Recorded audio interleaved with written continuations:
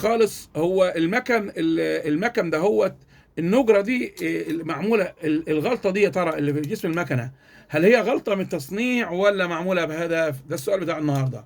هو ايه اللي تحتها بصوا يا جماعة، اللي هو بتاع معيار الغرزة اللي هو اللي بيوسع ويضيق الغرزة يا جماعة. لا، الحاج ينجال ان دي معمولة في المكن بتاعنا ده، معمولة بهدف. النقطة ديت الرقم اللي هيبقى قصادها اللي هو هيبقى الغرزه اللي شغاله.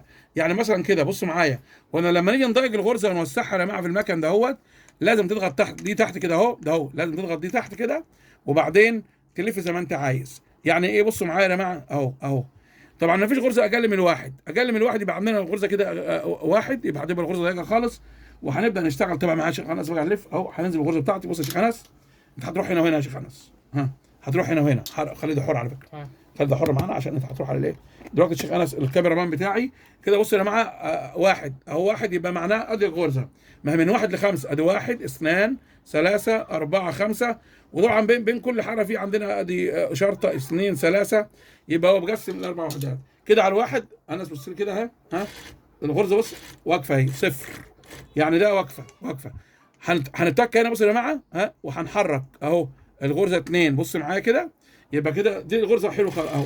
معانا ده بص هنا شيخ انس اهو. يا بصوا اهو يا جماعه الغرزه كام؟ بصوا يا جماعه دقيقه خلاص يا انس اهي. الغرزه كام؟ الغرزه اتنين. طيب ها ارجع معايا تاني هنا كده يا شيخ انس، ها ارجع معايا كده اهو. ها بصوا هنجيب هنا ثلاثه اهي، اهي ثلاثه اهي ثلاثه اهي تمام كده.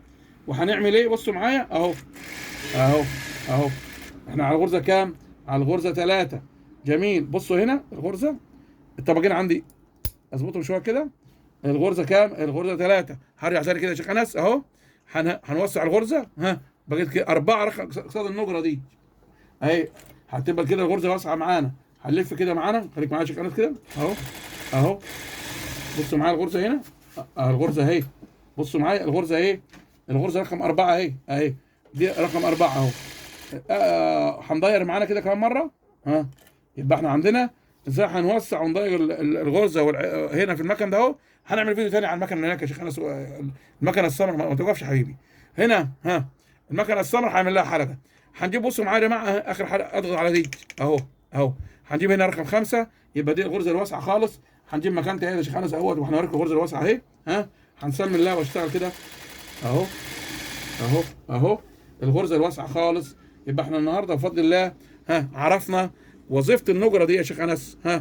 واحد معناها كانها صفر يعني في المكان ده، اثنين يعني ضيقه شويه، ثلاثه يعني ايه ما بين الايه، اربعه دخلنا على اوسع خالص، خمسه ده عندنا اوسع حاله.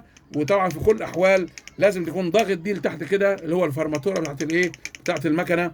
النهارده عرفنا مع بعض ازاي نوسع ونضيق الغرزه من مكنه الانتاج الصناعي المشهوره عندنا. وفي هنا ملحوظه لابد تكون ضاغط على الايه على الفرماتوره دي. ما تنسوناش من الدعاء والدعم قناه النووي شيخ قماشا ومقص.